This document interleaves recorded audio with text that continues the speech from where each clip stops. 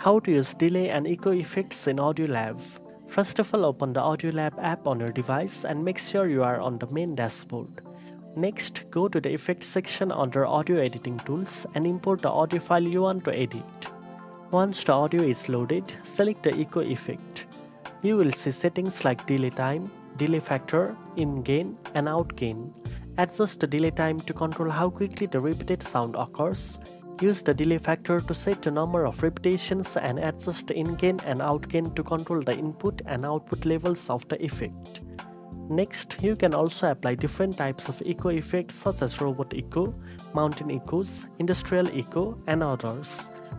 Preview the audio as you make adjustments to ensure it sounds natural or achieve the desired effect. Once you are satisfied with the sound, tap the OK button to save the changes and the Save button to export the audio with the effect. Now you know how to use delay and echo effects in AudioLab. If you found this video helpful, don't forget to like, share and subscribe for more audio editing tips.